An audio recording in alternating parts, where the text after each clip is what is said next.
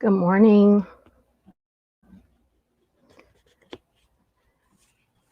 Pray everyone is doing well this morning. Um, we have it's a beautiful Saturday here in Memphis, Tennessee. The topic that we have for this morning is identity versus sexuality. And what we're trying to discuss, or what we will discuss, is are they one and the same? Do you need to know your identity in order to know your sexuality? Do you have to know your sexuality in order to know your identity? Um, Before we get started, I feel like I need to place out a couple of disclaimers. One, everything that is said in this broadcast and any other, unless I give credit to another person for using a particular quote, is the opinion of me. Whatever brand I may be wearing, whatever clothes I may be wearing, I'm not a representation of those particular brands. I'm a representation of me. This morning's topic is one that has truly been heavy on my heart for years, actually, because I think we've kind of lost focus, and it's hard enough for us to gather our identity, and to try to figure out identity and sexuality at the same time is tough. So I try to do everything in love. I try to do everything in understanding. I'm the first person to tell you I don't know everything.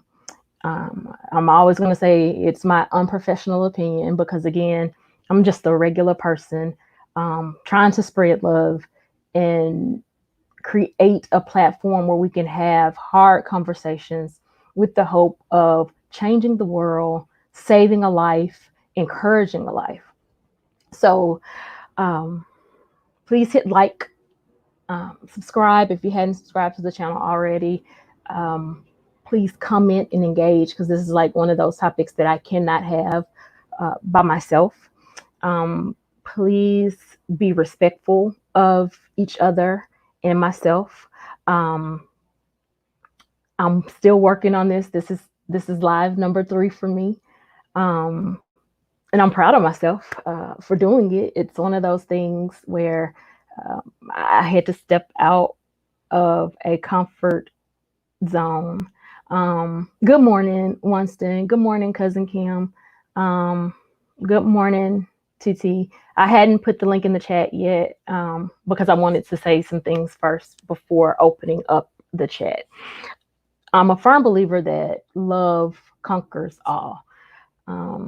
It's not our job to judge anyone. It's not our job to down talk anyone. It's our job to love and show each other love. Parents, I want to encourage you.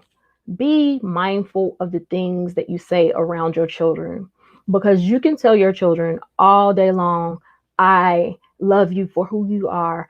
You can talk to me about anything. I'm available to you. You can tell them all those things. However, if your actions don't show those things, they're not going to come to you. They're not going to trust you. They're going to go to someone else and have those conversations with them. And it's at that point that you lose control of the dialogue. And not that you want to control the narrative of the dialogue, but you want to make sure that your children are completely informed. So yeah, we're in the age where everything has a label. Everything has a label. And I have to be very blunt with you. I hate labels, and I don't use the word hate often. I don't care for them at all. And it didn't just start with the fact that I have a daughter with a disability and or a different ability, because I don't even like using that word, and all of a sudden my eyes were open. No, my eyes have always been open to how people are treated, how other people treat other people. I'm a firm believer, if you treat someone a particular way, the moment you get mad at me, you're going to treat me the same way too. Um, that's just my philosophy. And again, that doesn't mean that that is accurate. I'm just telling you my perspective on life. So um, you want to be able to have conversations with the kids without them feeling like they can't talk to you. There's a couple of things that I want to share with you. So the page is probably going to go blank for a couple of minutes, but you'll still hear me as far as audio. Um, um, but there's a couple of definitions that I want to get out before we get started. And the first definition is going to be identity. Um, and I'm going to use the Merriam-Webster dictionary one because it's been around forever. I don't know about forever, but as long as I've been taught to research, it's been around. And so the definition, it gives actually 5 different definitions for identity. The first one is distinguishing character or personality of an individuality, a relationship established by psychological identification. The second one is the condition of being the same with something described or asserted, establish the identity of a particular item. Another thing is, I'm sorry, there's one more.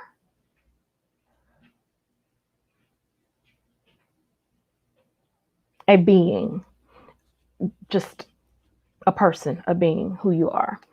The other definition that I want to go to, and I went to Merriam because when I looked at it just from Google search, I was quite surprised by how many things or how many different places associated sexuality with identity.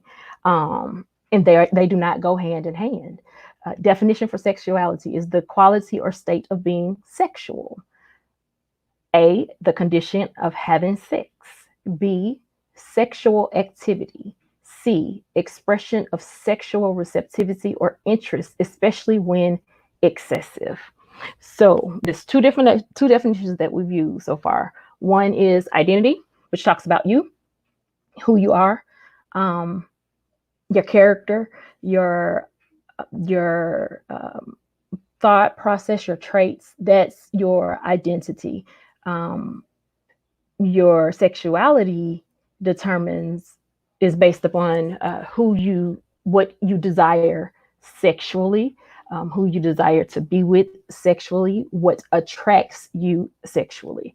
And it's just that simple. But somehow we've gotten identity and sexuality as one and the same, and they're not. Now, is your sexuality a part of your identity? It could be, but not necessarily. Is your identity a part of your sexuality? It could be, but not necessarily. And so, where am I going with that? The internet debate. And so I don't know about, I've been trying to read YouTube community rules. Hopefully I don't get any type of strike. But this is public information. And I've seen several different topics about the whole Boosie, getting the rapper Boosie, getting his son and nephews 12, 13, 14 something done to them sexually to as a rite of passage, as a rite of manhood. Um, and let me say that that's toxic, okay? And I'm gonna tell you why. It's amazing that I actually have a life story about it. But it's toxic. The other piece is comparing it to Dwayne Wade and him accepting the identity of his daughter. Um, I think her name is Zaya now, or I don't even know the name, so we can leave the baby's actual names out of it. How about that? Of his daughter. Um, if we say transgender daughter, that's fine. Whatever works. The two cannot be compared. So I get where people are going, you know, basically saying Boosie doing it to his son is no different than what Dwayne Wade did to his son. And I've seen a lot of people say that what Dwayne Wade did was wrong. And I want to know what's wrong about supporting your child. Um, do I agree that a child should have a reassignment surgery before, um, truthfully, anyone before the age of 23 to 25? No, because your brain isn't still, your brain at that age is still developing. Um, I want to give you facts, but like this topic was so heavy that it was hard to really research it. Um, because it just brought out so many different feelings, so many different um, narratives, thoughts about things. So I know this guy that is he had a rough life, and that's just going to me being quite honest. He entered the world not really knowing um, his identity. When his mother passed away, he was a child, um, and so you can only imagine. And I mean, a child in elementary, you can only imagine um, what that feels like to lose a mom that young. So not only do you not fully have your identity, but you've lost your mother, and your father hasn't been in your life. Well, when your mom passes, your dad comes to get you. Um, because basically he doesn't want to pay child support to whoever is going to have you. So someone that you don't know, who hadn't been in your life, comes and snatches you up. Now, you go through some emotional things, and understandably so, because this is a child trying to process a lot of stuff. When this child turns 13, um, the father decides to celebrate him by taking him to what was called a whorehouse, um, so that he could lose his virginity. I had the opportunity to see this person grow. I didn't know about the the whole whorehouse situation until after we were good and grown. Um, But when I found out about it and looked back on his life and his relationships with women, and um, his thought pattern towards women and how he objectified them, I realized and I was able to see, okay, because his first introduction to them wasn't even appropriate. Um, and that's something that we have to, that we have to think about. What this whole taking your sons so they can get some, so they can be a man, um, it damages them more than you know. Why do I say that? Well, Boosie's son, nephews, of course, they probably said yes. Um, did they say no? I don't want to. Have you not seen his rants? Who's going to tell him no? So even if the child didn't have a desire to be with a woman, she's not going to say, he's not going to say no, because then what is followed by that? Because we've heard the words that have come out of his mouth regarding homosexuality, regarding, again, I don't know what words are appropriate to use, but regarding not being a heterosexual, he's been very in the public about that. So whether he's said it to his children or not, his actions have already deemed this is not acceptable behavior with my father. The issue that I have, or that I take with that, is it's not about a behavior. Your sexuality is different than behavior. So again, we're putting all these things together that are individual things. I don't believe anybody makes a choice to feel the way that they feel about others. I think it happens. And I think that we've created a society where if we go back and do some research, we will see that we've done some things wrong. And one of the reasons why my heart was super heavy is the amount of children, and I want to give you the correct data, that commit suicide because they are gay and their family doesn't accept them, or they're bullied, not by somebody on the street, but by their parents.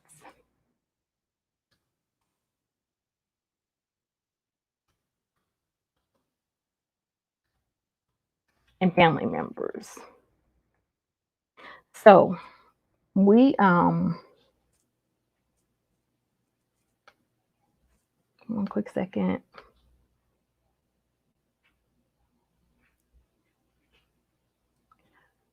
So here we go.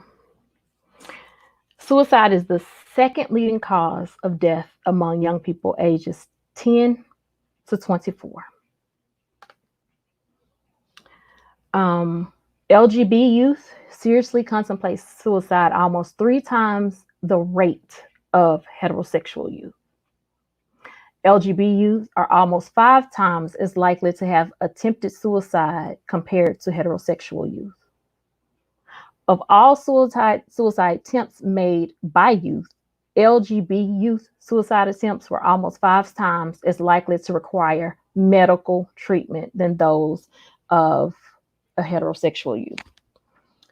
In a national study, 40% of transgender adults reported having made a suicide attempt. 92% of these individuals reported having attempted suicide before the age of 25.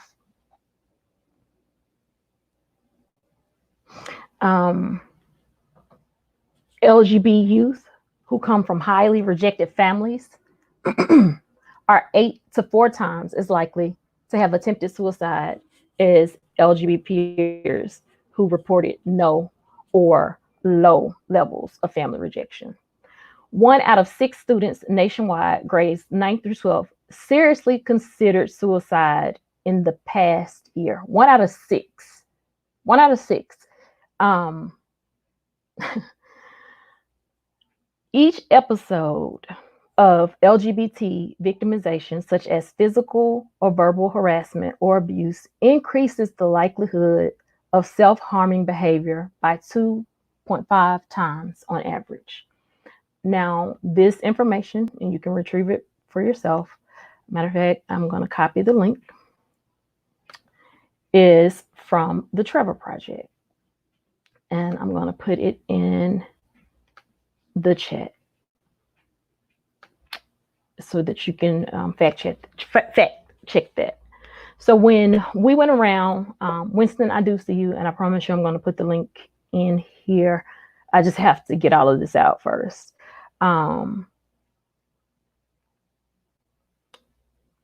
When I see these numbers, it makes me sad. It hurts. It makes me afraid. It makes me concerned because I don't ever want to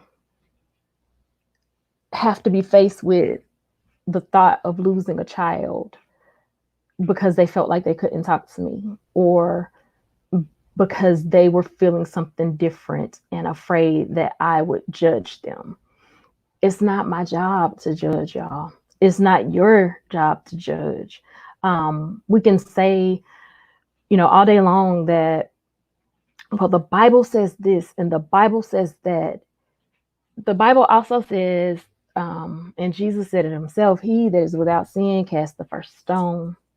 It also says that the greatest of these commandments is to love God, to love your neighbor as yourself.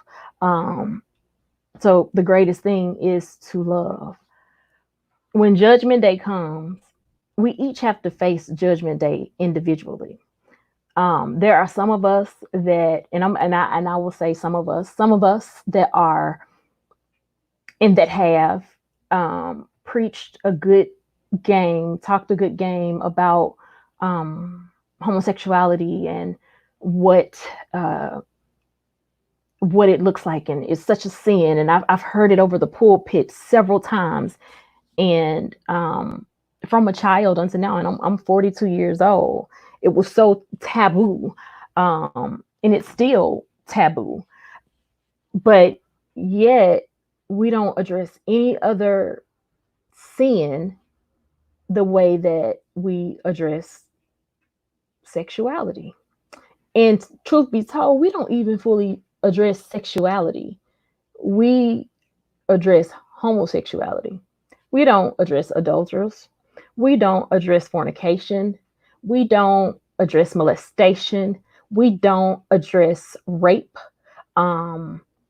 We don't provide the necessary tools to help our children make informative decisions. We start out way before they're even old enough to know about sexuality, changing their behaviors. What does that mean?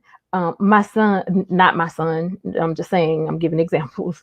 But recently, well, I can't say this recently. It was a celebrity whose son wanted his nails painted. It's a little child.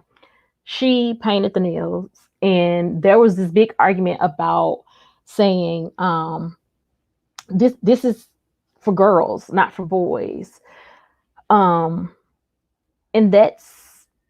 it's more than just about what's for girls or for boys. Or when a boy grabs a doll, oh my God, let a boy grab a doll and see, don't he get down there stoned to death, when in fact we're wondering why our young men aren't growing up to be good daddies when they could have been playing mommy and daddy with the doll. But boys don't play with dolls. You have to have a football in your hand. You have to have a basketball in your hand. You have to have a softball, a baseball, a bat. You have to have those things in your hand. You have to wrestle. You have to fight. You have to do all these different contact things. These because you got to be a man now. You got to be a man. You got to look like a man. You got to hold your chest up, head up.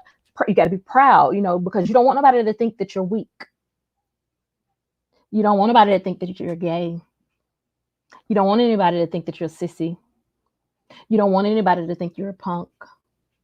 I saw a video just the other day where someone was listening to Meg the Stallion, and it was actually on the news because the mom had to come forward and say that it wasn't her that did it, but it was a young child dancing beside his aunt.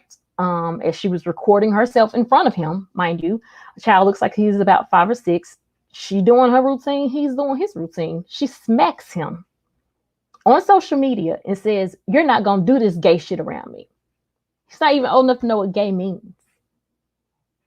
So again, who sets the tone for the identity. I believe that it's imperative for all children to figure out who they are, no matter what their abilities are. Because what we don't want is someone like me, who's 42 years old, who didn't really become aware of her identity until well into her 30s, who looked at life from pictures and movies because I only had a few great examples, who thought I wanted certain things in life, but then later realized that's not the life that I want. Why do we spend so much time trying to mold children into being a girl or a boy versus molding them into who God created them to be? Now, people say God didn't create homosexuals. Well, they were in the Bible. And let's keep in mind that the Bible has been translated several times. Let's keep in mind that if we do a little bit of research on that and go check out King James and his lineage, and I'm not going against anything that, because we all have our beliefs. What I'm telling you is I had to check my belief system because I don't have a heaven or a hell to put anybody in. So with that being said, I know that I can honor God best by loving any and everybody. Any and everybody. And so that has become very important to me. Also finding out what God truly says about this, because a lot of stuff we're just taking with what has been passed down to us. It's an abomination. It's the worst sin. It's the this. It's the that. I have a friend that I watched literally. Finally, and the crazy part is you know your friends, because if they're your friends, you know them. So family, whatever, whether they tell you or not, you know them. And because he is such a scholarly person when it comes to the Bible, it began to torment him because he could not neglect or no longer reject what he actually felt inside.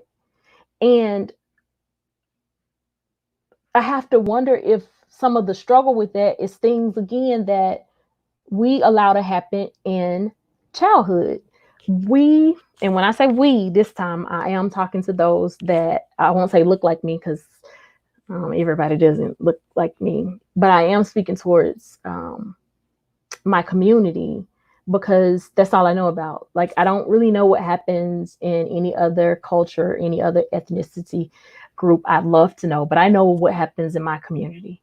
And in my community, our young boys are faced with so much that they never have the opportunity to truly identify with themselves. And then we are left with a huge down low society where men are married to women, but going around being with other men, because they have to portray an image. They have to do what society says looks right. As a Black woman, I have no right to say anything to a homosexual, a lesbian,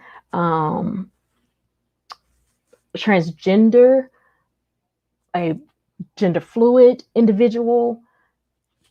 I have no right. But those things still don't determine their full identity. Dwayne Wade's daughter identifies as a daughter, a girl, a female, but that's not her full identity. She's so much more than that. And if it gives her respect to be called a she, who are we to say no? If he's supporting his daughter, who are we to say no? The only thing that I would say regarding that is she's too young to even have that type of stuff floating around about her.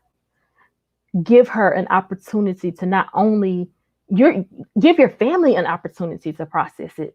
Don't process it in the limelight of society, because society is cruel, as we can see. They've been cruel. I'm sorry, y'all. And I want to pull up another link. The things that, no, I'm not going to even, you know, search yourselves on Google to determine what you think about Boosie and his actions, because the things that he said were absolutely horrible. So horrible that no child would walk up to him and tell them, I'm a little bit confused about what I like and what I don't like. Also, let's stop. I remember a time, and anybody that knows me, no, I did not start wearing a dress until the 10th grade. I did not start wearing my hair down until the 10th grade. I could climb trees with the best of them. I could run with the best of them. I played basketball with the boys in my neighborhood. I rarely had friends that were girls, because I've never been one to. I don't like not saying that all girls are this way, but we can be sensitive sometimes. And oh, you didn't call me. Oh, we didn't talk. Like, I can't do that. That I mean, it's not me. Um, I've even taken the little quizzes on Facebook that says, do you think more like a male or a female? Mine always come out that I think more like a male. I have a cousin, I'm sure she don't mind me mentioning this, because she is heterosexual, but we often joke with her, be like, you're a dude, because when I tell you that she's so no nonsense and will cut you off just as quick and go on about her life. And it's just, that's who she is. And it's okay. Like, why do we have to define things by what we think is right? I was a tomboy. And what scares me is, had I been in this society that automatically labeled me at 10 and 11 because I played outside with boys all day long, I sweated, I could walk my bike, I could use a skate. I mean, I had a skateboard. My 9th grade year, baby, I went through a whole revolution phase. I was the Malcolm X. I walked around in a trench coat looking like somebody now that would probably say shooting up. They would have thought I was shooting up a school. I was in the words of Good Times, I was a militant midget. And I know, sorry, midget is not a term we use anymore. Gonna do a segment on that too, words that we should use and shouldn't use. So please forgive me, y'all. But that's who I was. And somewhere that transition, but I thank God that my family allowed me to transition into who I was without labeling me. We have to stop labeling. All it's doing is dividing us. And I'm not talking about race, or because we all should be proud. I am a proud Black woman that loves any and everybody, whether they love me or not. So like I said on Thursday, I will love the hell out of people. But I don't want to be labeled. I don't want to be labeled as the angry Black woman, or the heterosexual Black woman, or the bisexual Black woman, or no, none of that is my identity. My identity is I'm strong, I'm courageous, I'm brave, I love with all of my heart. I struggle with trusting, but I'm trying to trust. I have inner conflicts with myself. I believe in God. I believe in the blood of Jesus. Um, I believe that everyone has the opportunity to be accepted by God um, for who they are because God created them. And that's my belief. And those things are what align with my identity, not whether I'm male or female. Um, and so I just want to make sure we don't mix these things together. What Boosie did, and he did later retract and say it was just a joke. But y'all, I don't believe him. I don't believe him because it happens in our culture a lot. It's rape. And that's the part that I want to make sure that we know. Anytime a grown woman touches a child, and this child is 12, 13, 14. I'm not saying I will give 17 a pass just because at 17, really, the raising has been done and nobody can tell you pretty much anything. Um, so at that point, am I going to hold somebody accountable for your choice or but 12, 13, and 14, it's rape. And if we don't call it what it is, it's going to continue to happen. And it's going to continue to destroy lives and put out toxic men. One of the things that I often hear is the media wants to destroy and eradicate our Black men. Well, the truth is, we're doing a lot of destroying and eradicating ourselves with the with self-hate. And I don't know where the self-hate came from because I can't say that that stemmed back to slavery, because even in watching the documentaries and even in looking at older pictures of the Lord, what era was that? The because people throw the Harlem Renaissance area. Those men had pride in themselves. Even the gangsters, you saw them in suits and nice shoes. And so, when did it change? When did it become okay? And I'm not saying you got to walk around in a suit, but it would be nice if you wouldn't have to see your underwear. Um, I'm not saying that um, you have to have the greatest job. If you watch Steve Urkel, Carl Winslow was a police officer, and I cannot think of the other show, but the dad was a garbage collector. Those are still upstanding jobs. Um, so that's not where I'm going with that. Where I'm going is, when did it become okay for us to tear each other down?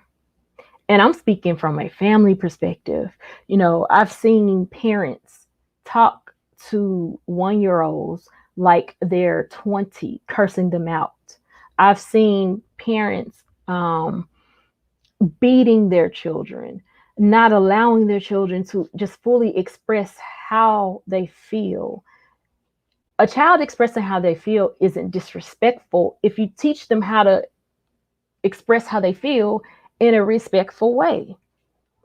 And we have to get past the children are to be seen and not heard. The problem with that is when they were being seen, they were getting molested. And they didn't say nothing because they knew they weren't going to be heard. So we have to get past that.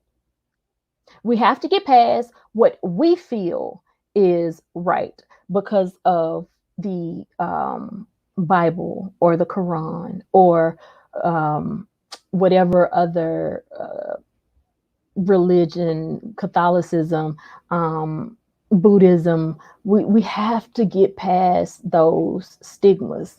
I've often heard, you don't see two male dogs hunching each other, that's a lie. A dog will hunch anything that comes near it. It can't get a male dog pregnant, but a dog will hunch anything that comes near it. So even with that, we have to just stop. We have to stop.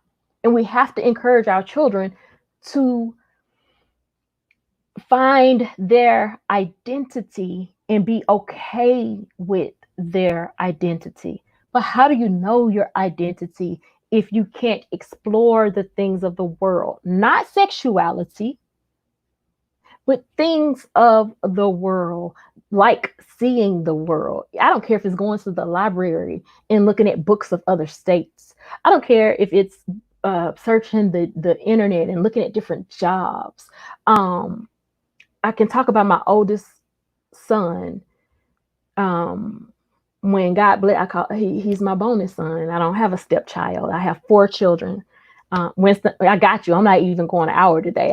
I'm going to, because I knew that this was going to be one of those topics. Hey, James. Hey, Chris. Y'all, I've been talking so much that, hey, cousin. Right. James Evans worked at the car wash and wherever else he could work. And when JJ painted Black Jesus, he was bedding with Black Jesus. Hey, Crystal. So it's just that we make sure that we know that those things don't go together. Here's another piece about identity. So I've shared with you guys that my youngest child has a different ability. You got to see her a little bit Tuesday on my after show. You'll probably see her again, but it'll be rare occurrences because, again, not because I'm ashamed of her, but because she just likes to dress how she likes to dress and she likes to do what she has to do. But I also have my brother who moved in with me in December of 2017 when my mom passed. And both of them live in the house with me. What I noticed when my brother got here, because let me say this, my mother was an equal opportunity whooper. Beater. I'm just gonna tell the truth. But she in her later years, and I'm not gonna say her later years before she passed, she said, I just did the best that I could do. I've raised y'all the way that I was raised, and I wanted to make sure you guys weren't in jail, that you guys were okay. And so my brother got whoopings. Now let me tell you just a little bit about him. He stayed in the hospital the first year of his life in the NICU. He was on a ventilator. Then he got transitioned just straight to oxygen. He came home after the first year. I moved in with my mom because at that time I was staying with my grandma.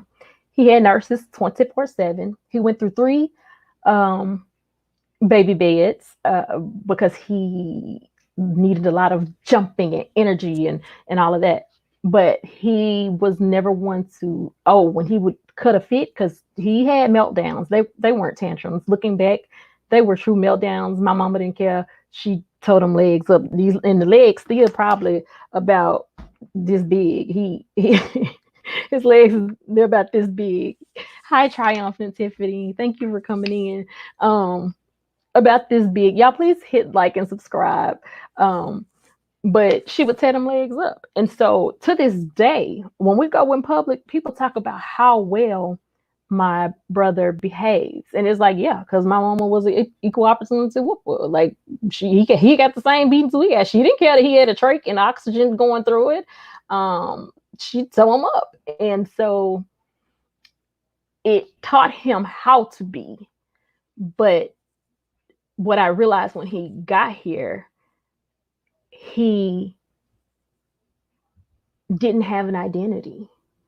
I didn't know the things that he liked. He didn't know the things that he liked. He don't have TV shows that he liked. You can cut the TV on. Nikki says she remember. Yes, ma'am. You can cut the TV on. He doesn't watch television.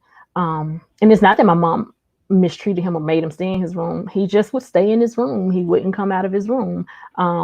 In the later years, I keep saying the later years, but the last year of my mom's life, when I would be over there 13, 14 hours a day, I try to make him come out of his room. He'll come out for a minute and look at us like, no, and go back. But there was no TV in his room. So coming over here, there's a TV in his room. There's I back up. I remember being at my mom's house one Saturday because I would go over there and care for her because she couldn't be home alone. And of course, he needed care too. So this particular day, I know earlier in that week I had washed clothes and I made him put them up. And she was like, "Don't do that because he's not going to put them in there right." Then they won't be in there right, but he going to put these clothes up. So this particular day, I said, I was about to say my brother's name. I said, "Go find you something to put on. You find your clothes." And he looked at me because he knew where his underwear was, his socks, t-shirts. He knew where all his clothes was. I said, "You pick out your own clothes." He knew the pants that were hanging up in the closet, the shirts that were in the drawer. So he went and he picked out his clothes, and he was back there getting ready, and you could hear him slamming drawers and moving and moving hangers. And my mama, her face, I wish I had a picture of her. Her face she looked like a white woman. Okay, she was black, but she looked like a white woman. Her face was red, and baby, she was so mad at me that if she could have fought me or spit bullets, I probably would not be before you right now. But when he came out that room, baby, he did have his house shoes on. He had on some black pants with a black t-shirt that had a skull on it. And I took a picture of him. And when I tell you, he stood there so proud in that outfit, like this is, and I was like, I said his name again. "You did a great job." And he was so proud. I said, "Let me take your picture." And he smiled so big. And I looked over at mama and she couldn't do nothing but smile and laugh herself. And I was at that time, that's when I realized, wait, he knows what he likes. He knows what he doesn't like. So moving in here, I noticed that he kept putting rubber bands on his "I love you, coach." Oh, now I'm trying. He's gonna make me cry, y'all. He's like my dad. Seriously, my dad.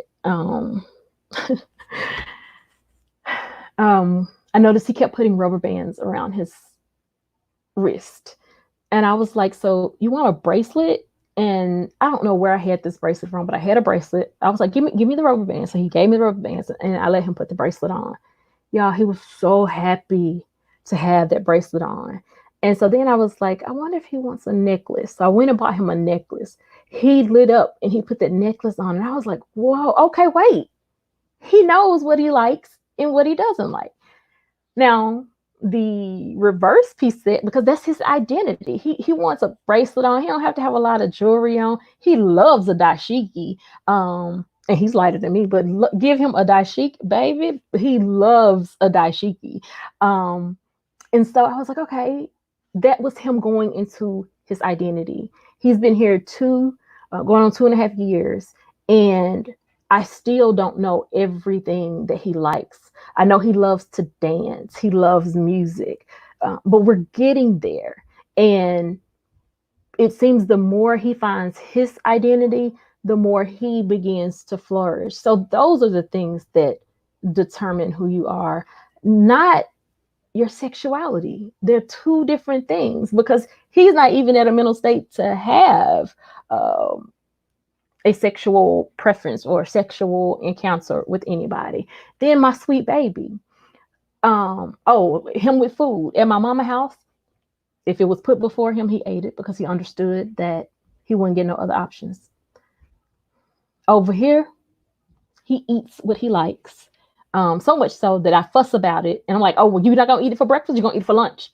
And he'll sit there at the table at lunch with the same breakfast. Like, you're not going to eat it for lunch. You're going to eat it for dinner. But please believe by the end of the day, I have fixed him several other meals to make sure that I made up for the meals that I tried to make him sit through, because he knows I'm going to allow him to have what he wants, because that's a part of his identity. Identity is what allows quality of life, and everybody deserves quality of life. So I still fuss at him. I'm like, "At mama house, you did not do this. You ate everything that was in front of you." And you think he cared? He like, I'm not gonna touch it. And he don't touch it. He'll even tell you no sometimes. Ivy, do you? No, no. Do you want? Yes. Okay, fine. So with my daughter, same thing. She's 8, but she already has her identity. She has a spunky personality. She's stubborn. Yes, she has autism, but I know some of it is just plain old genetics. Mama, dad is stubborn. Both grandmamas stubborn. Um, it runs through her veins. So where some of it is autism, some of it is just plain old stubborn. But she has this walk about herself. She has this joy about herself. That's her identity. Her learning to play with dolls in blocks. I remember she had a fascination with cars. And I said, I'm not getting her any cars. And my husband was like, why not? I was like, those are for boys. And lo and behold, for her birthday, guess what she got? A bunch of Hot Wheels, because that's what she wanted. And I got them in purple and pink and green. And but that's what she wanted. Now, mind you, I have to be honest. If she was a child that I could get to comprehend, oh, baby, these are boy toys, I probably would have said that. But I thank God that having her is teaching me how much I did wrong. I often say I raised my first set of children real wrong. So my oldest, I kind of got sidetracked. Y'all know I got that good ADHD, but it's all right. My oldest, since I met him, and I met him around 5, 4, he's 18 now, but he's always known that he wants to be a marine biologist. That's part of his identity. Well, how is that part of his identity? Just a couple of weeks ago, I sat on the couch with him and I watched Dolphins, the documentary, and I watched Penguins with him. And the same way he lit up at 5, he lit up at 18. I'm talking, I got pictures of this big grown joker sitting on the couch like this, arms back, cheesing. Uh-oh, here comes this. Uh-oh, here comes that. Just super excited about it. Like, that's part of who he is. When he was little, the knowledge he knows now about the ocean and the different things in the ocean and the reef ecosystem. And bet y'all didn't know that a dolphin is really a whale, because I didn't know. He taught me that. It's part of his identity. It's part of who he is. My middle son, from the time he could move his hands, he's always been able to hit and make beats. And guess what? He's a percussionist. He'll tell you, I'm not a drummer, I'm a percussionist, because he can play anything that's in the percussion section. He didn't have to have the snare. He can do the bass. He can do the xylophone. He can do the timpa or whatever. He teaches me, but it's part of who he was. In church, he would literally use his fingers as a lap baby to play on the back of the pew. It's part of his identity. My daughter, the oldest, she's a singer. She's an actor. She's a dancer. It's part of her identity, so much so that, let me tell you, genetics says, and we didn't find this out until last year, she's not supposed to be able to do those things. Genetics says that. However, she's excellent at those things. She could watch someone do ballet, never put her in ballet class, and turn around and do the exact same performance, because that's her gift. That's her identity. None of that has anything to do with her sexuality. And that's the thing that we have to be mindful about. My identity. I shared a little bit with you, but there's so much more. Like, I love people. I'm doing this out of love for people, because I don't want another child to leave this earth because they're struggling with their sexuality when they hadn't even fully formed or understood their identity. Um, I am about to open the line. I thank y'all for listening to me. I want us to have a great dialogue. You can actually, when I put the link up, you can just hit the link and it'll bring you right in. You can make the option of whether or not you want to show your face. I'm fine either way. But the things that I will say, I appreciate those of you that are in here from the LGBTQIA community. And I may have left something off. I appreciate those of you who are not. I appreciate those who don't agree with me, and that's fine. This platform is for all of us. All I ask is that you respect each other. Um, I ask that your words be soft and not sharp and angry. I ask that you be mindful of time so that others can get in. If no one else is trying to get in, I won't push anyone off. Um, but I'm going to put the link up in the chat now and open up. And I pray that we can have a great dialogue about these two things because they don't compare. They don't compare at all. That young man was raped. If this truly happened to him, just like the man that I know that it happened to as a child, he was raped. And what we're doing is creating a rape culture, or what we've done is create a rape culture by accepting this and by saying it's okay. So the biggest takeaway for me is your sexuality does not determine who you are. You determine who you are.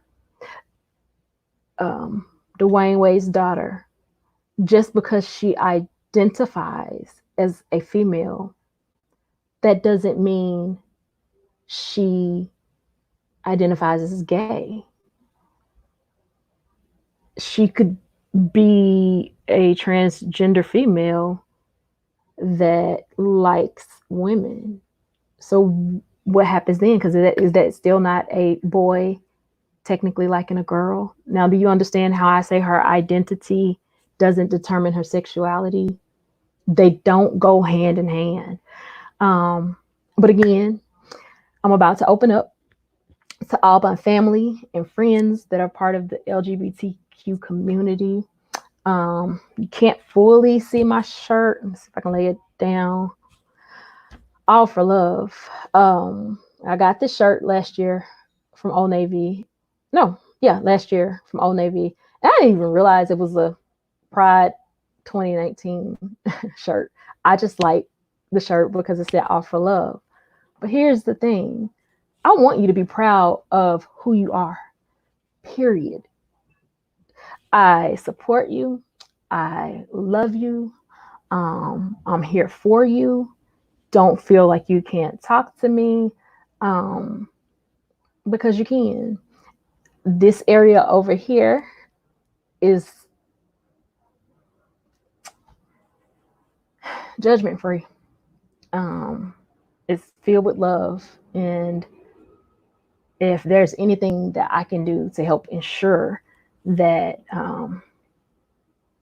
your life is filled with quality and that you aren't harmed or hurt, I want to do those things.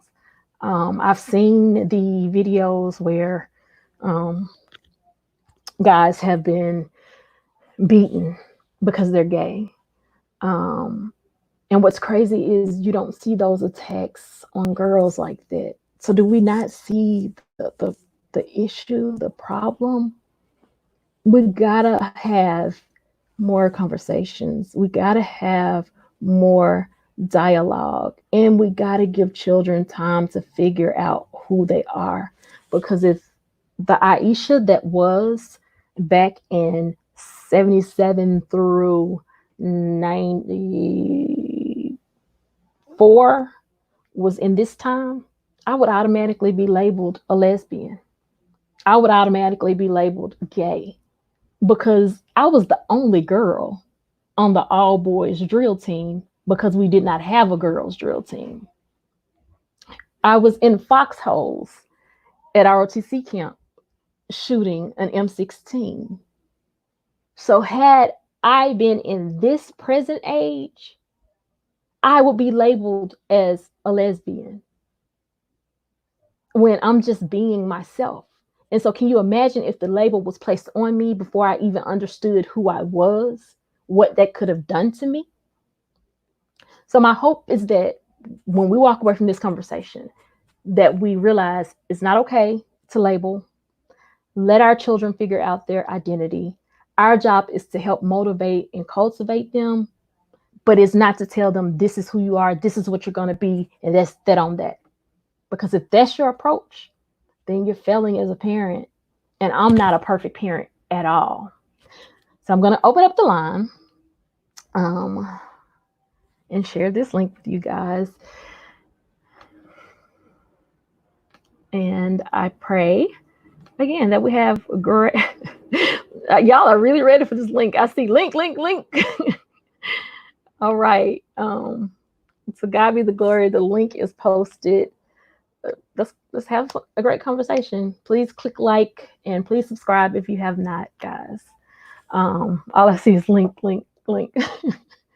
The link is in the chat. Um, yeah, I can't believe I just talked for an hour, but as you can see, this is something that is real heavy, heavy on my heart. Hey, Winston. Hey, what's going How on? you doing? I'm doing fine. Let me turn this down. Oh gosh. Oh, okay. Yeah. So, but this is a great topic. I enjoyed it, by the way. Oh, thank you. I was worried because this morning you was looking like, I saw it. Don't you come on here with this look. That's the look I got from you this morning. So.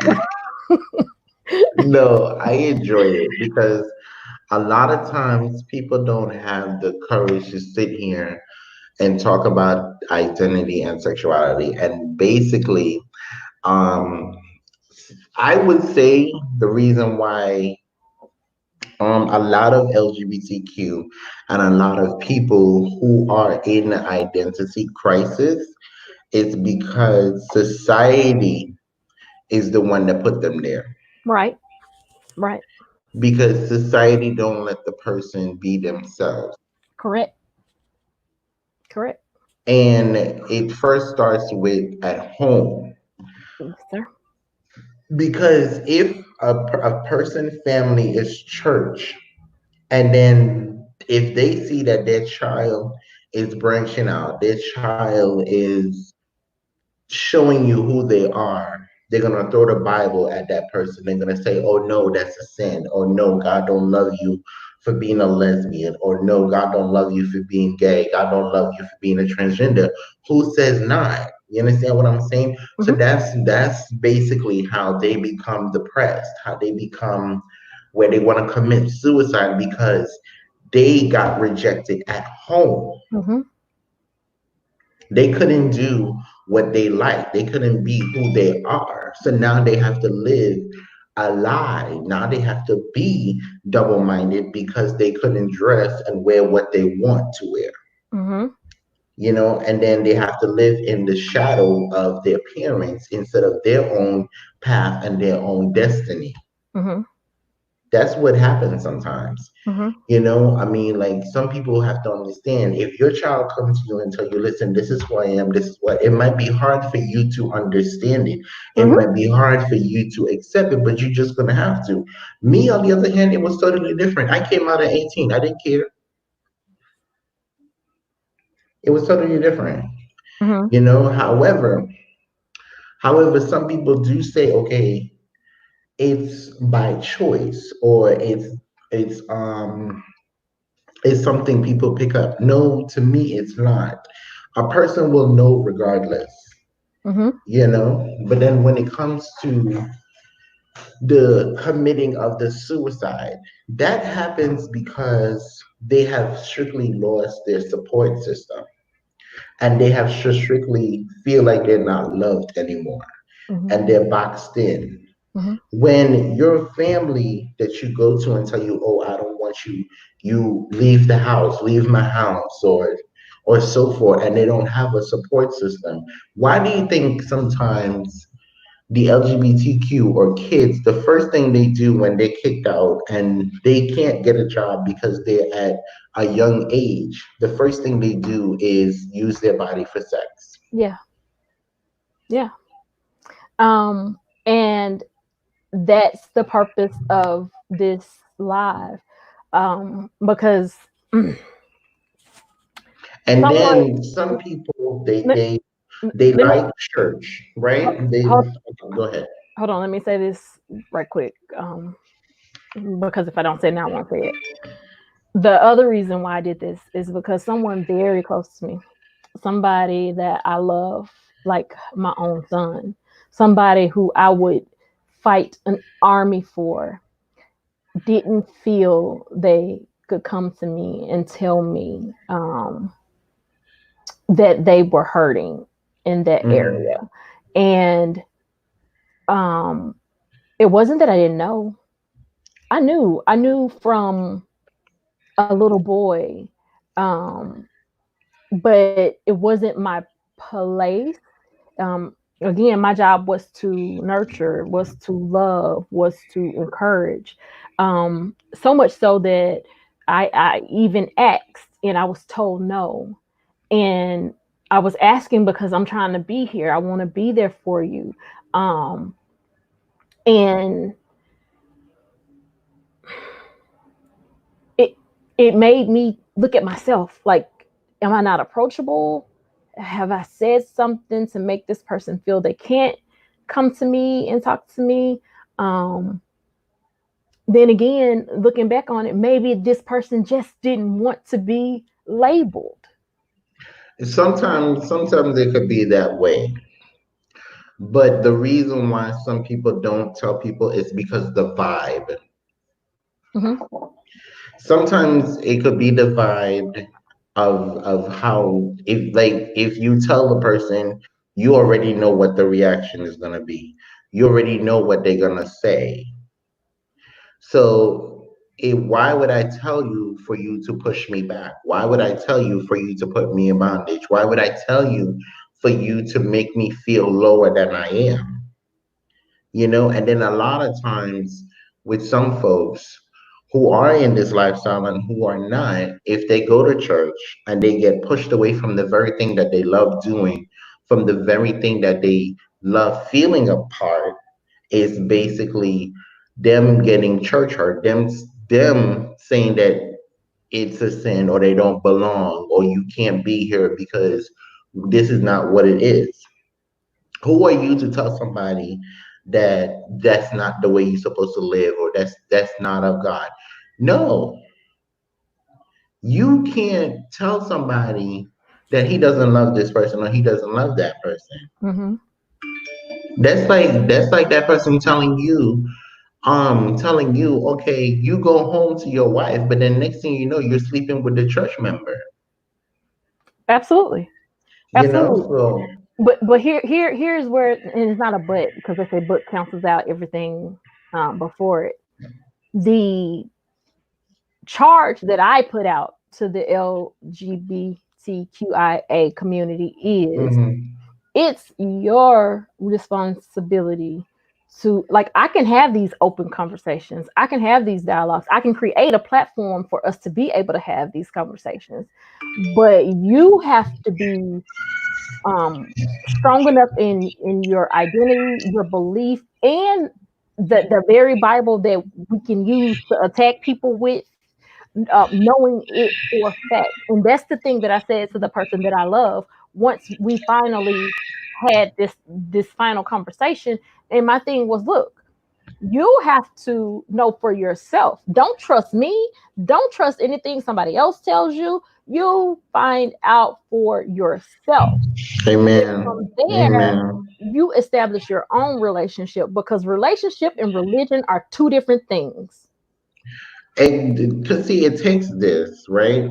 Accepting your identity and knowing who you are is a process because a person can be in bondage. A person can be in denial for years. You can come to me and tell me, oh, it's me Winston, you're gay. And I can tell you I'm not, because of where you come from, because of the background that where you've been. So you can come and say to anybody, oh, you're a lesbian, and they can deny it.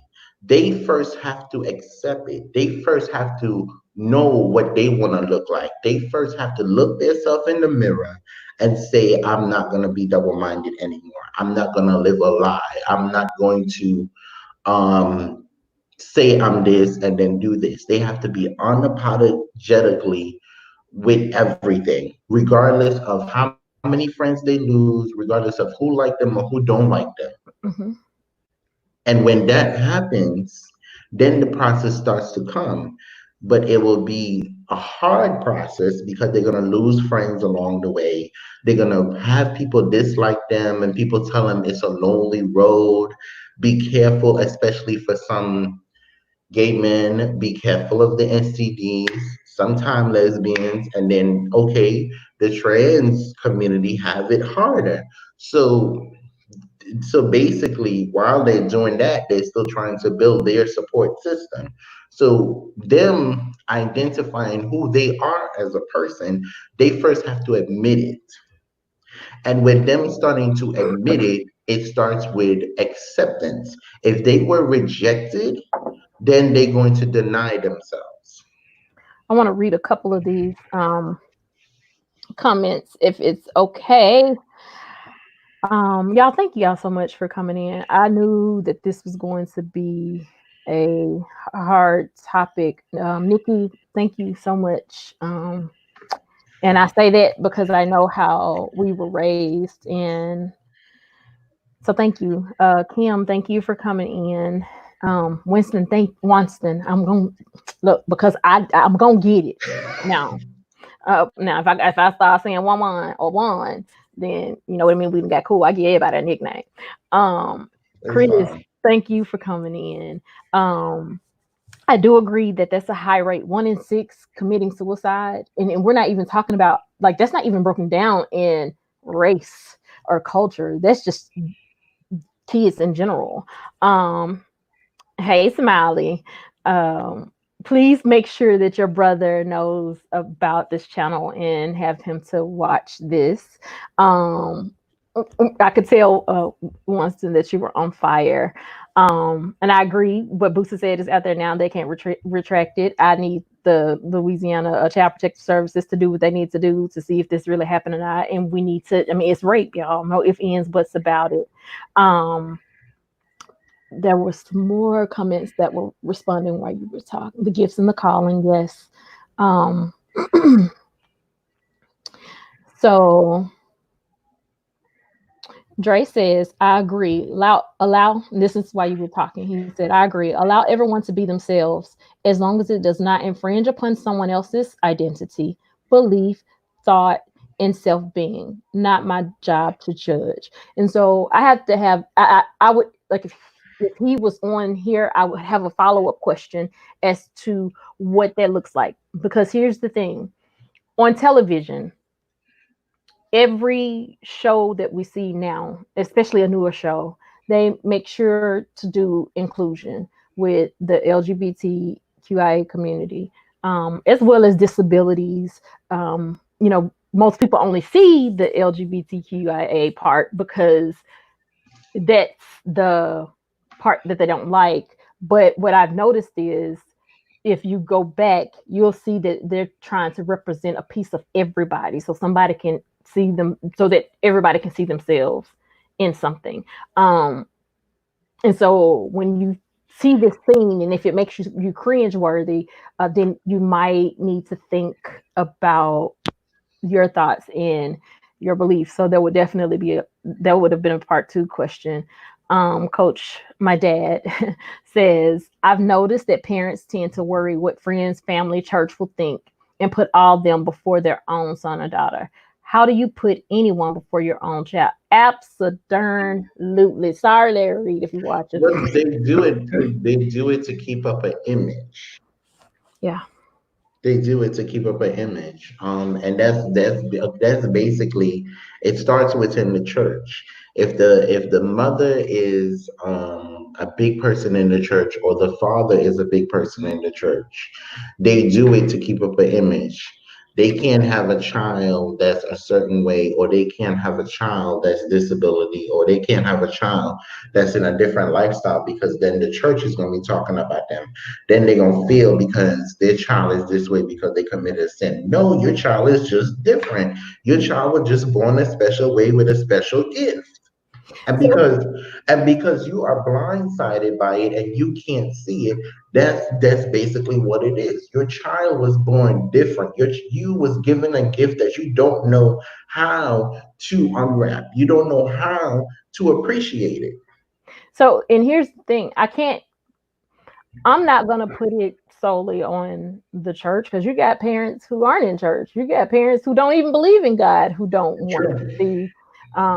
to see it. So it's a stigma that society has Society has it. created. It started with society, and then it went to the church. And I'm gonna tell you the reason why to the church. It started with society, and then after society, it went into the church, because this is the reason why a lot of nine of percentage of the suicide, it starts with the pastors, the ministers, the deacons, the bishops, and everything. The pastor could get up and preach, and he'd be the same one that's living a lie to himself, married to a woman and have kids, but you're sleeping with a man, vice versa. And you're talking about the person in the church, or you're coming against them. So basically, you made them feel comfortable around you, but then when they're in the church, you're making them feel uncomfortable. You're putting them back into bondage. So, which means you're telling them it's okay to do it with you, or you're telling them it's okay to be yourself with you, but when you come to my church, you can't be this way. You can't live this life. Now, when it comes to society, because we were so one minded and we never educate ourselves, we never, um, we don't have a heart. When trans, LGBTQ, lesbians, the minute you see a woman kiss on another woman, that's nasty. The minute you see a man hold another man's hand, you say that's nasty, or you call the person a faggot, you call the person this, and you call the person that. Then, if you see a trans, you call the person a he, she. So it started with we as black and brown people, how we come against each other and how we call each other names. So so for I have to say, for this for even my discussion, I can't limit it to the church. No, you can't. I can't even put a big portion of it on the church, because here's the thing. Let's go back to slavery. Do you know that in slavery, the master would make the husband bend over, and he would rape the husband, and not in front of the other people on the plantation, as well as his wife and Oh, children. I didn't know that. Ooh. So in order to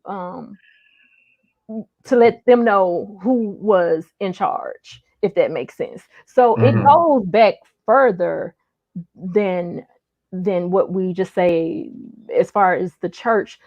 But the thing is, we can say, I can't attack the church anymore.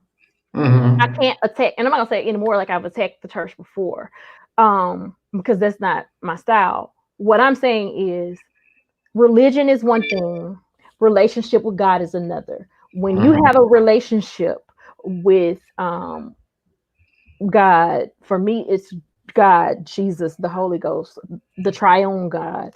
Hmm. You begin to see things differently. This is why the Bible says, study to show yourself approved. You can't take Amen. everything that somebody else Amen. says. You have to know Amen. for yourself what it says, the context, the history, all of it. Because at the end of the day, the only thing that Jesus is holding me accountable for is who I love and Amen. how I love them, and that Amen. they see him through me loving them. That's it. Um, Amen. yeah, I put the link in the chat. You can hit it and it'll you'll pop up and I can let you Amen. in. Amen. Um, Crystal G said people fear what they don't understand, and this is true. Mm-hmm. Um, CeeLo says it's hard because everyone has a different opinion about it. Very true. But here's the thing um, about opinion. It's okay to have opinions, but opinions aren't facts. And now opinions can be truth, and that may sound so crazy because Yeah. no. Let me take it back. Opinions aren't truth. Perception can be truth, but it's not Mm-hmm. necessarily a fact because Exactly.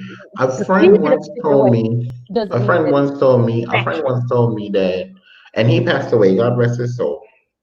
But a friend used to always had this quote, right? Is it's your opinion and not my decision. You could give your opinion, you could speak on however you want the person to speak about the person, but it doesn't have to be the person's decision. They don't have to react on your opinion. Hmm. So, um, Dre responded and he said, my response, Aisha, is that I feel that TV writers are exploiting a previously untapped market and is not coming across naturally. Well, and here's what I would say to that because I was, because you do notice it as if it's being pushed in your face.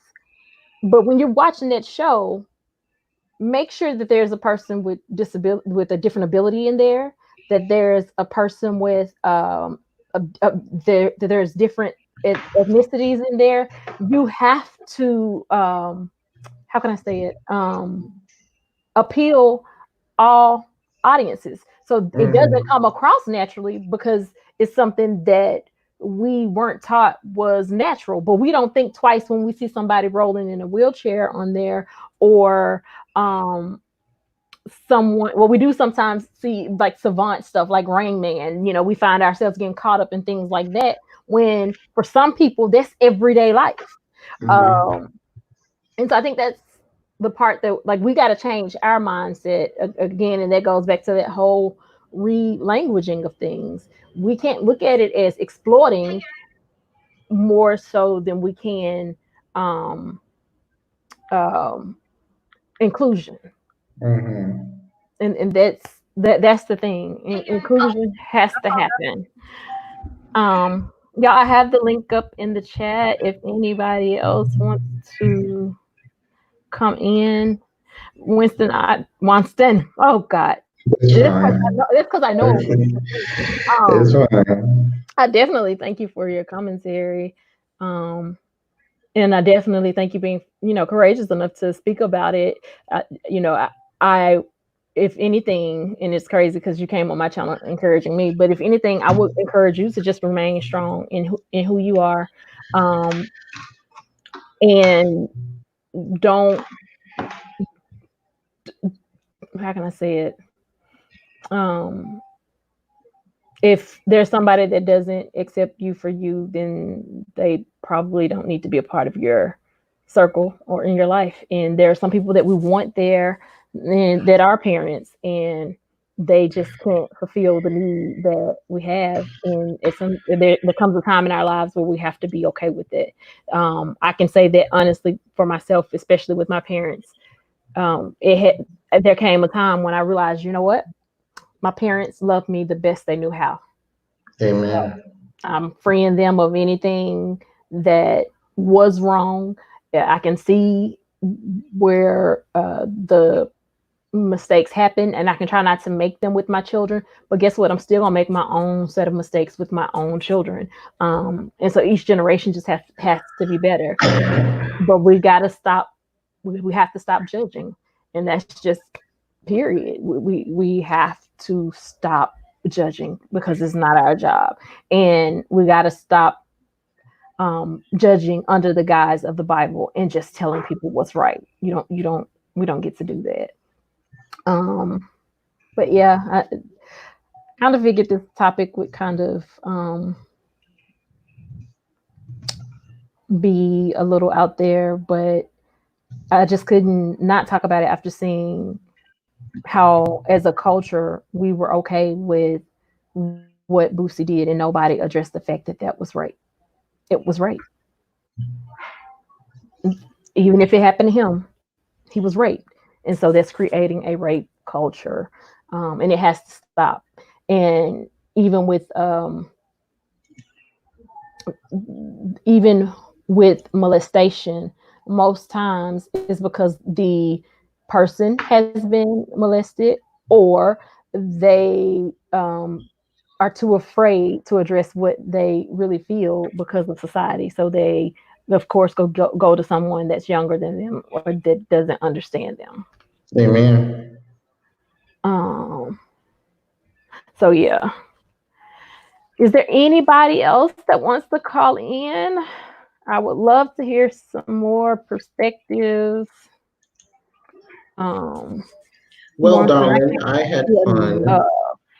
I can't thank you enough. Like, You're welcome. I had fun. So, thank you for having me on your show. thank you for coming in. And I knew we were ready, but I was like, I have to get all this out because if I don't get it all out, I won't say it all. And I wanted to make sure that I said it all, um, because I wanted to be clear on my stance, on my perspective, on what I will tolerate and what I will not tolerate. Hmm. Um, and that's just me. And I don't have to come Um, out and say, "Oh, I'm an ally of the LGBTQIA," or "Oh, I'm not an ally." "Oh, I'm pro this or anti that." I don't have to say that. I'm hmm. anti-labels. I don't want to label anybody, and I'm Amen. pro love. I'm pro love, um, and that's how I feel. That's how I feel even with political parties. Don't call me a Dem, a Lib, or conservative. I am who I am. I'm not a label. Amen. I'm not a label. So yeah. But I do thank you for calling in, and thank you so much for giving me such great feedback and looking out for me. I appreciate it more than you know. Anytime, darling. More than you Anytime. know. But I, I'll I, definitely give you a call after the live so you can help me all make right. my Facebook better. Thank you so much. You're welcome. Have a good one. Okay, guys. Um, is there anybody else that wants to call in and or click in and communicate with me? Because it's not really calling. You just click the link and it should let you right on in. If you're having issues with it, let me know. Um, I know that some could easily be offended by this, and it's not my intent to offend.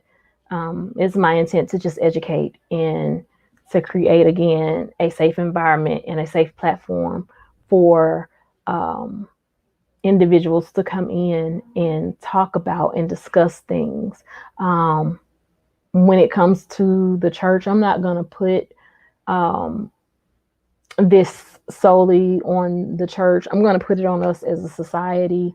And I'm also going to challenge the LGBTQIA community to get further knowledge when it comes to the Bible and different religions, and stop allowing people to tell you what it says, and learn what it says for yourself.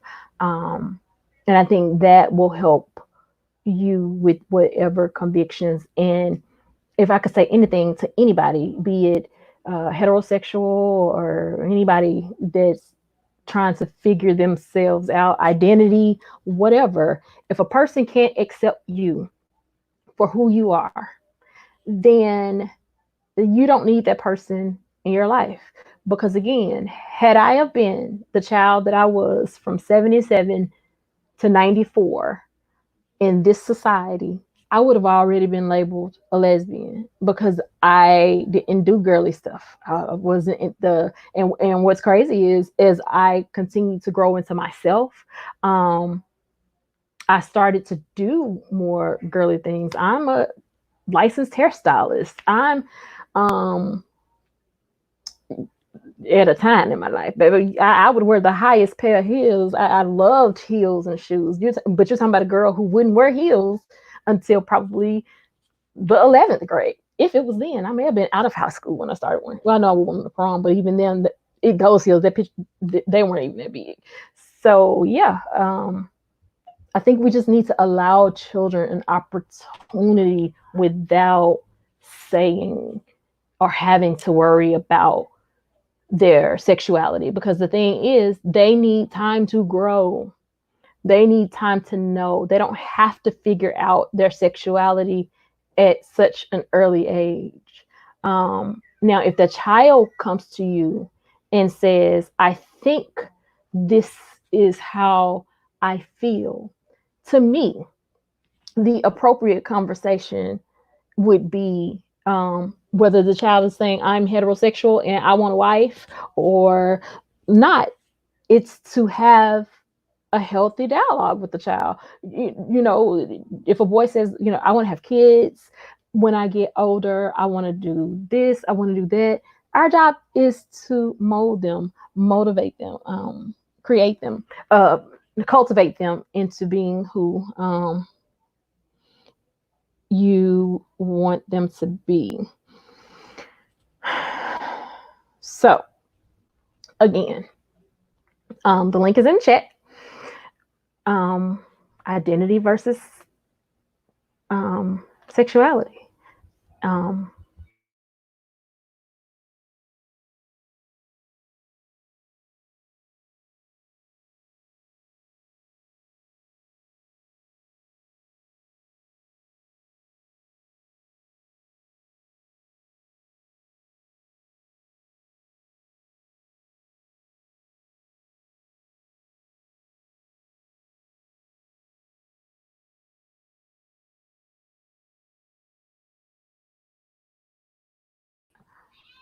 are you guys still there?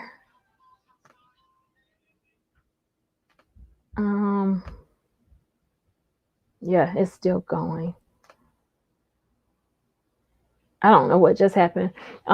Please click like, hit subscribe if you've not hit subscribe. I've put the link in the chat. Um, I'm going to stay on a few minutes to see if anybody else wants to come in and talk with me, chat with me, give their thoughts, opinions. Because again, it's not just about me. I don't know everything. This is my unprofessional opinion, but it is what I believe. Technology, right? I was like, what in the world? Because it just went blank.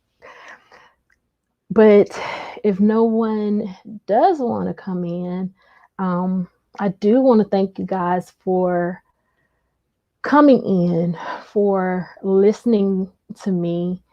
It took a lot to get up here today. Well, no, let me take that back. It didn't take a lot to get up here today and talk about it. It took a lot for me to make that thumbnail and send it out, because I just wasn't sure what type of people it would bring. And I was prepared for those that wanted to take it to a spiritual level. However, I'm grateful that we didn't have to go there, because that's not my desire. My desire is to just know, to let people know that I'm all for love. And I just think that love gets us to where we need to be. And I'm all for helping cultivate children into who they are and allowing them to figure out their way, because we all have an identity, and our identity is not tied to our sexuality. It's not. Um, and so, expecting a child to fully know who they are at such a young age, I'm not going to say it's unheard of, but I just know I was well in my 30s before I truly knew, and I can even tell you now that it's still evolving daily. I'm evolving daily. The more I learn, the more I love, the more I'm open to thinking different and seeing the world different, the more I'm gathering. And so I pray that this um, topic today comes across in love. I pray that you receive love, that you know that this is a channel of love and that you can come here and you will be loved on. I pray that I do ask that you guys share this video on different platforms if you can. And the reason why I say share is because it's a topic that needs to be out there. Um, your identity is not your sexuality, and your sexuality doesn't isn't your identity. They're two different things. Um, can they feed off of each other? Yes, but they're still two different things.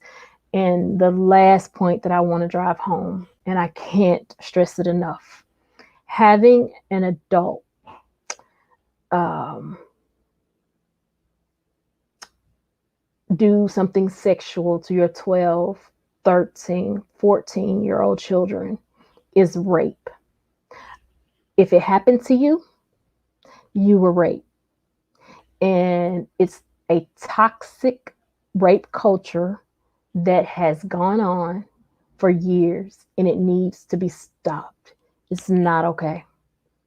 It's not okay. At 12, you're talking about boys and they're already when it comes to what is it, maturing, they already mature behind girls. So a 12-year-old girl and a 12-year-old boy aren't on the same level cognitively or behaviorally. And so to expect them to fully grasp, understand what's happening, that's not the case. And you're opening up Pandora's box at that time because you don't know how they're going to feel. You don't know what they're going to do once they get that feeling, to continue to get that feeling. That's almost like introducing a kid to drugs and they get that first euphoria, euphoric experience, and then they want it more. No, it's not okay. It's a rape culture, and we need to just call it for what it is. It's rape. Um, so again, I thank you guys for tuning in with me today. I ask again that you click like, subscribe, share as much as you can. Thank you guys for your time. Just know that this is my unprofessional opinion, and you are live with Aisha.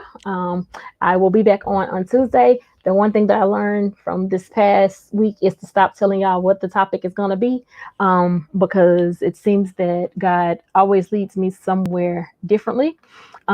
Also, I told you I would be supporting a small business each week. That is true. And so the business that I chose for this week is the Bubble Bistro. She just click on the website. They have a lot of great stuff. They do ship both in the States and internationally. If you live in Memphis, I suggest you go visit and just smell all the wonderful fragrances. You can also order online. It's great to order online because you get good perks with that. You get rewards. I'm actually going to keep her as the small business for next week as well, because I want to do more with pubbing the small business and actually putting out their um, Lord help me. Oh my goodness, I forgot what putting out their material. And I did tell you that this week someone would be winning a prize from her. So let me go ahead and do that now. Yes. Cerilo says Matthew 7, 1-3, King James Version 7, judge not that ye be not judged, for with what judgment ye judge, ye shall be judged, and with what measures ye meet, it shall be measured. And that's it. Like, that's it. So I have to pick a winner um, for the bistro. I'm going to do a drawing next time. But what I did was I hit the screen and I just let it go. And this is where it stopped. So, CeeLo, send me your email so that I can email you a gift card for the Bubble Bistro and you can order you some stuff. Um, Again, I thank you guys for tuning in. I love you all. I pray that you feel love when you come over here. Hit like, subscribe, share this video. If by chance Boosie does happen to see it, let me just tell you, I mean, I ain't got no problems with you. I actually appreciate what you're doing as far as like trying to help the community. However, in this instance, that was rape. That's part of a rape culture. I'd love to have a healthy dialogue with you about it. Because as much passion as you show in the things that you say, I honestly believe at heart you're an amazing person, and that's what matters. So again, I love y'all. Winston, thank you for coming in. Thank you for talking. Smiley, it was great to see you. Chris Thorne, thank you for being in the building, sir. If you have not subscribed, please subscribe. And also, Chris Thorne has a great show. If you've not subscribed to him, please subscribe. Winston has one as well, and so does Miss Brooklyn and Triumphant Tea. Coach, thank you for coming in. You are the greatest father a girl could have, and I'm so grateful for you. Y'all have a great day. To my husband, my wonderful, wonderful, wonderful husband, I absolutely love you. I thank you for, I can't thank you enough for allowing me to take this journey. I thank you for hopping on board with me in the journey. For not making me feel like I'm crazy, for taking this journey. And so, yeah, guys, I love you. I can't thank you enough. And yeah, on that, I'm going to end on that note and just know that love conquers all. Peace.